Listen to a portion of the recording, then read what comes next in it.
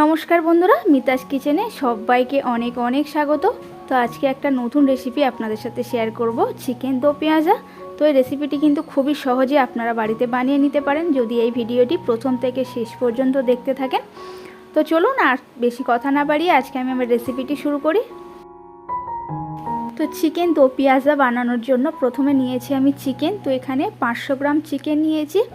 তো প্রথমে চিকেনটাকে কেটে পরিষ্কার করে ধুয়ে নিয়েছি, নেওয়ার পরে ম্যারিনেট করে নেব। তো তার জন্য দিয়ে দিলাম 100 গ্রাম মতো টক দই, দিয়ে দিলাম কাশ্মীরি রেড চিলি পাউডার, 1 চামচ হলুদের গুঁড়ো এবং গোলমরিচ গুঁড়ো দিয়েছি 1/2 চামচ, দিয়ে একটু ভালো করে মাখিয়ে নিলাম।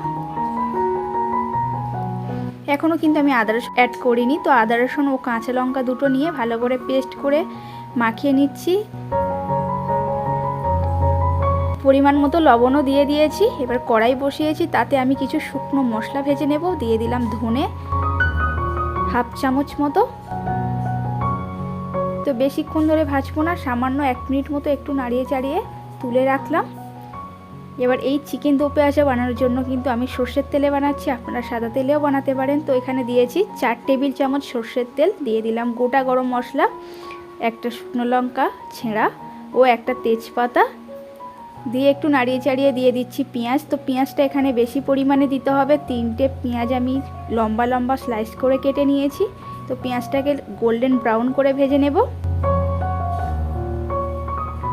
তো বেশ 3 থেকে 4 মিনিট পর্যন্ত পেঁয়াজটাকে ভেজে নিয়েছি। আর হ্যাঁ, মাংসটা কিন্তু 1 ঘন্টার জন্য রেস্টে রেখে দিতে হবে।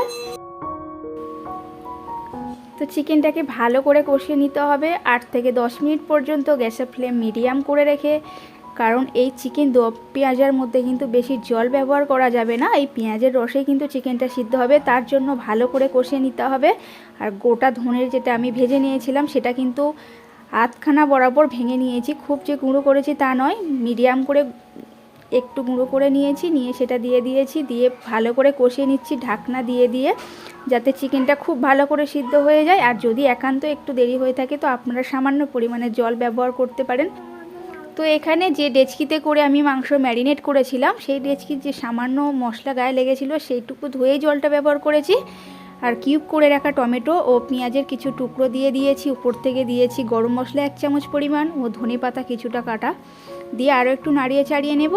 তো চিকেন দো পেঁয়াজা কিন্তু একদমই রেডি গরম গরম পরিবেশন করার জন্য। আর খেতে ভীষণ ভীষণ টেস্ট হয়। আপনারা রুটি, লুচি, ভাত, নান সবার সঙ্গে খেতে পারেন।